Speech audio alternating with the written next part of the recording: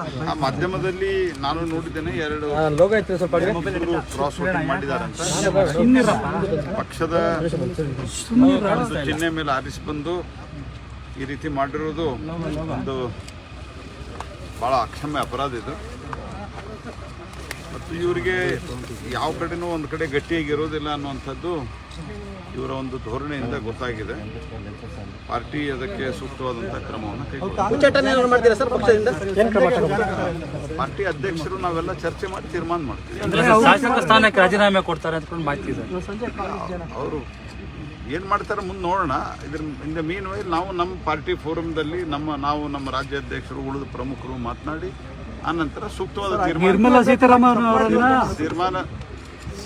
ತೀರ್ಮಾನವನ್ನು ನಾವು ತೆಗೆದುಕೊಳ್ತೀವಿ. ಸರ್, ಈಗ ಬಿಜೆಪಿನಲ್ಲಿ ಅವ್ರನ್ನ ಕರೆದು ನೀವು ಮಂತ್ರಿ ಮಾಡಿ ಎಲ್ಲ ಅವ್ರ ಅಧಿಕಾರ ಕೊಟ್ಟಿದ್ದೀರಾ, ಬಟ್ ಈ ರೀತಿ ಮಾಡುವಂಥದ್ದು ಎಷ್ಟು ತಪ್ಪು ಅಂತ ಆಲ್ರೆಡಿ ಹೇಳಾಗಿದೆ. ಅಲ್ಲ, ತಪ್ಪು ಮಾಡಿದ್ದಾರೆ, ಅನೇಕರು ತಪ್ಪು ಮಾಡ್ತಾ ಇರ್ತಾರೆ. ಅವ್ರ ಬಗ್ಗೆ ಗೊತ್ತಿತ್ತು ಸರ್, ಮುಂಚೆನೇ ಕ್ರಮ ವಹಿಸಬೇಕಿತ್ತು ಅಂತೇಳಿ ಚರ್ಚೆ ಆಗ್ತಾ ಇದೆ ಸರ್.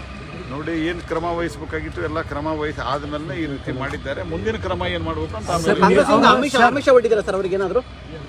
ಅದ್ರ ಬಗ್ಗೆ ಈಗ ನನಗೆ ಗೊತ್ತಿರಲಾರ್ದೆ ನಾನೇನು ಮಾತಾಡಲ್ಲ. ಅದ್ರ ಆಮಿಷ ಇರಲಾರ್ದೆ ಏನೋ ಮಾಡೋದನ್ನ. ಸರ್, ನಿರ್ಮಲಾ ಸೀತಾರಾಮನ್ ಅವರನ್ನ ಅವರು ಭೇಟಿ ಮಾಡಕ್ ಪ್ರಯತ್ನ ಮಾಡಿದ್ರಂತೆ, ಅವ್ರು ಸಿಗ್ಲಿಲ್ಲ. ಎಲ್ಲ ಬೋಗಸ್ ಇದು. ರಾಜ್ಯಸಭಾ ಸದಸ್ಯರು ಸಾಮಾನ್ಯವಾಗಿ ಪಾರ್ಟಿ ಬೇಸ್ ಮೇಲೆ ಆರಿಸಿ ಬರ್ತಾರೆ. ಈಗೇನು ಇವರೆಲ್ಲ ಆರಿಸಿ ಬಂದಿದಾರಲ್ಲ, ಇವ್ರು ಹೋದ ತಕ್ಷಣ ಇವ್ರ ಮನೆಗೆ ಸ್ವಾಗತ ಮಾಡಿ ಇವ್ರ ಮನೆಯಲ್ಲೇ ಇಟ್ಕೋತಾರೆ.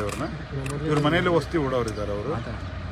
It is all utter nonsense. Sir, ಮತಗಳು ಇಲ್ಲದೆ ಹೋದ್ರೆ ಎನ್ಡಿಎ ಇಂದ 4ನೇ ಅಭ್ಯರ್ಥಿ ಹಾಕೋ ಅವಶ್ಯಕತೆ ಇತ್ತ ಅಂತ. ಮತಗಳು ನಮ್ಗೆ ಕೇವಲ 4 ಮತ ಕಮ್ಮಿ ಇತ್ತು.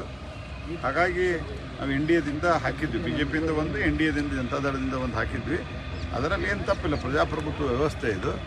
ಆದರೆ ಇದರಲ್ಲಿ ನಮ್ಮ ಪಾರ್ಟಿಯವರು ನಮಗೆ ಮೋಸ ಮಾಡಿರುವಂಥದ್ರ ಬಗ್ಗೆ ನಾವು ಮುಂದೆ ಕ್ರಮ ಏನು ಕೈಗೊಳ್ಳಬೇಕು ಮತ್ತು ಮುನ್ನೆಚ್ಚರಿಕೆ ಏನು ತೆಗೆದುಕೊಳ್ಬೇಕು. ಜನಾರ್ದನ್ ರೆಡ್ಡಿ ಸಹ ನಿಮ್ಮ ಪಕ್ಷದಲ್ಲಿ ಇದೆ.